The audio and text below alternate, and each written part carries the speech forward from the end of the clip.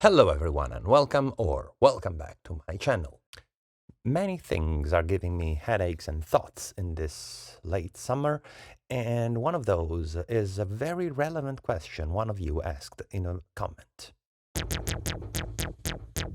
Such a question was, how do I find myself a direction in a world full of instruments, full of devices, full of possibilities when, even just on my channel I'm talking about Vital, I'm talking about Surge, then all of a sudden I mention Zebra, and then I talk about Faceplant, and then other stuff. And how do you find the sense in all this? I mean, there's so many instruments, not only demanding your money, but more importantly, demanding your time. Like, for example, I'm using Bitwig, as you know, and I'm rarely even using devices from Bitwig for kind of it's not really a good reason. I think most devices are probably amazing, but I barely have a clue about, for example, how to program Phase 4.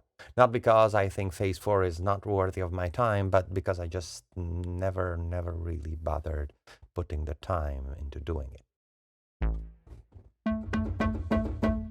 So the thing is, at times you wonder, is it easy to give a positive answer to a question? And I was all reveling in my head and trying to find an answer to this question because, really, where and how do I allocate my resources? What is important, what isn't? And then it hit me. And it came to me in the form of an ad, which probably you saw too, since, I suppose since in some way you're here on my channel, you're probably kind of in my same bubble where YouTube suggests you things about synths and whatever. And it was about Arturia Acid V. It always surprised me, this V thing. Is it a V or a 5? Like when they made the Prophet V, the thing wasn't it kind of awkward? Anyway, they made this ad in which they show you the usual silver box you expect to associate with a 303, and they claim, yes, it's a new 303 clone from Arturia, and since they have all that pedigree in cloning instruments in virtual form way before Behringer made it cool to clone them in hardware form,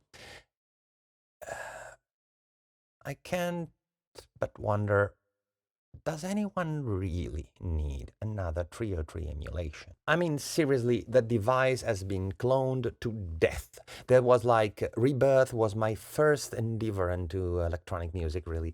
And it was at the time so popular and so big. Apparently, there was rumors even The Prodigy used it on some records.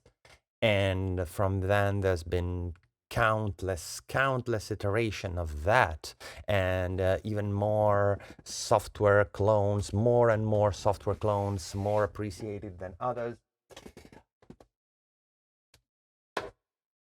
Hardware ones, I mean, I even got myself this, and I'm not very proud of it, but I have this, and but I don't use it. You know why I don't use it? Because I really think nobody today needs a 303. So with this idea in mind, I started trying to create for you here on YouTube some simple examples of, ideas on how to create acid sounds in free synths, possibly in a more deep or interesting way than the last time I did it, since, the last time it was really a very traditional approach, just making it with a resonant filter, that's the way it was born, the way it was made, and somehow the way all emulations go. But isn't it the only way to make acid-like sounds? So the thing had started just like an example of how you could use wavetables and FM to make effective acid sounds, and it grew up in this thing, which is now spiraled out of control and it's already like an 8-minute track. I might actually even release it sometime. I don't know. I have no idea. Anyway, most of the choices in the track weren't really aesthetic as much as demonstrative. I mean, I was there trying to show how many of the different flavors of the sound were typically identified with acid you could get out of Vital, Surge, and Podolski in this case. There is one track which is made in Zebra, but that's just a pad in the beginning, and I suppose it doesn't hinder your sensation that you can do this with free synths. I mean, that's a simple pad you can make into something else. If you really want to know about the pad, well, I'll have to make another video about it.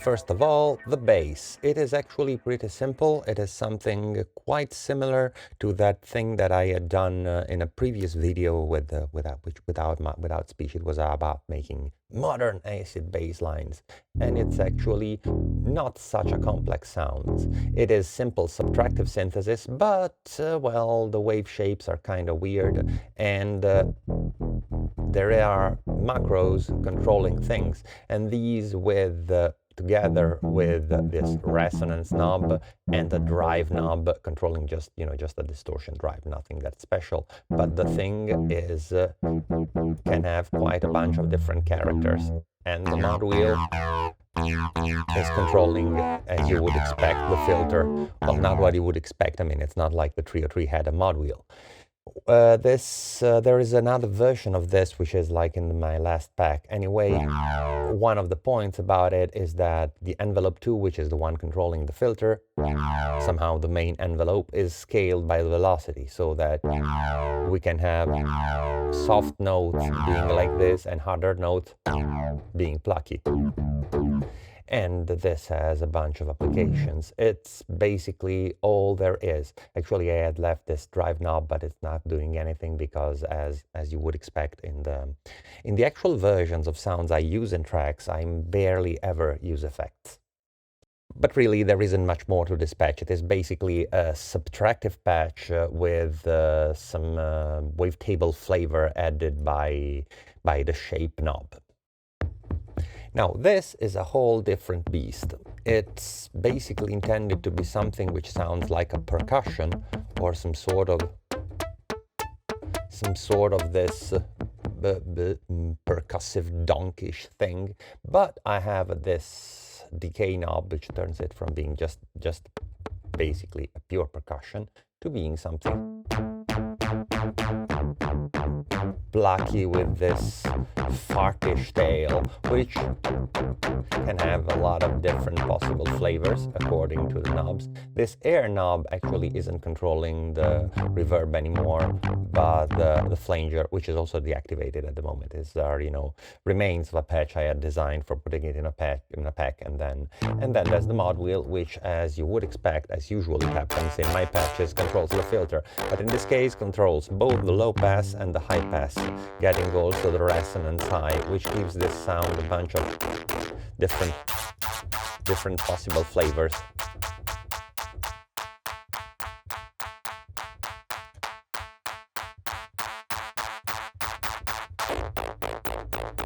And I think you get where this goes.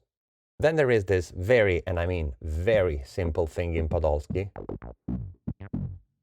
with an arpeggiator on top of it, of course, because Podolski, if you didn't know, has a very cool arpeggiator. It's basically the same you have in Zebra, and for these sounds, it really does deliver. It's simple, effective, kind of cheap, but cheap on the resources too, and well, can really give you some satisfaction, especially because if you add to it this little bit of filter FM, it really gets some weird grit out of it. I would describe you this patch in detail, but I don't have to, because I have already in one of my previous videos. And I could say exactly the same about this patch in SurgeXT. I had made this during a tutorial I published some weeks ago. It's basically the same patch, just with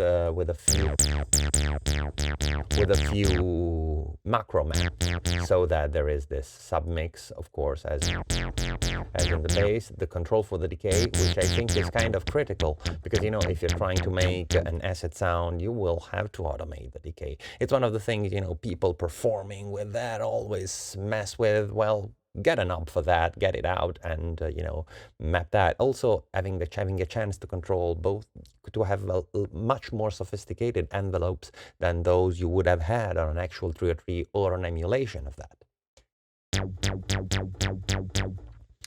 And also I added this, which is a classic, this shape, because in a 303 you couldn't mix the two waves, but here I can go from something which has a saw wave behavior to something which has squarish behavior, and that has quite interesting effects.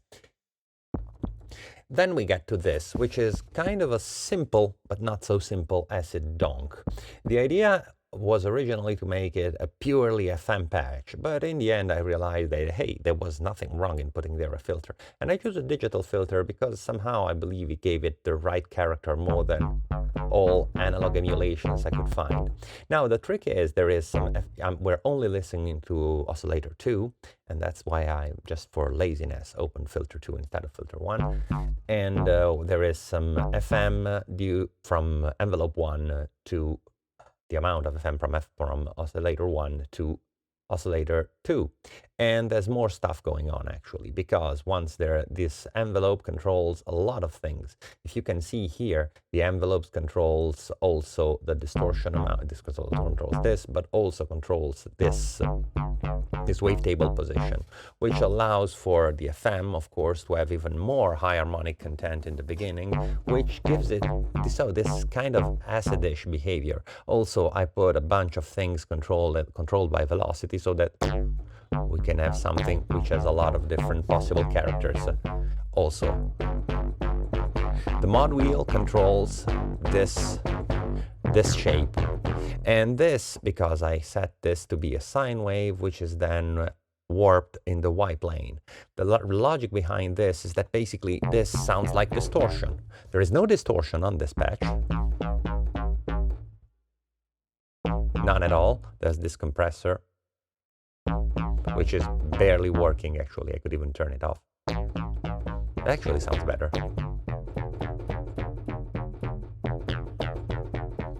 Yeah, doesn't it? So the thing is, this does really sound like distortion, because that's basically what I'm doing. It's like this being a clipped sine wave, then frequency modulated by this. It's cool. Then I have this shape knob, which controls the squeeze on the first oscillator, which it is set by default in the middle, but moving it around creates interesting effects in changing the character of the patch, I believe. And then there is this obvious resonance knob, which does nothing but increasing the resonance.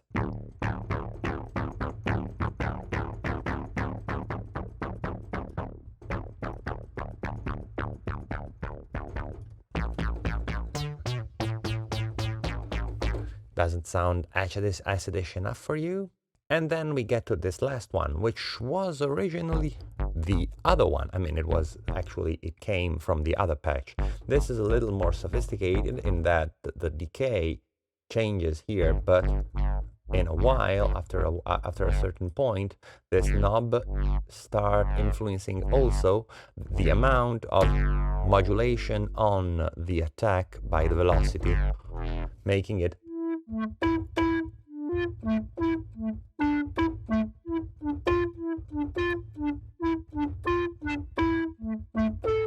kind of flexible in this way, and doesn't sound very acidish there.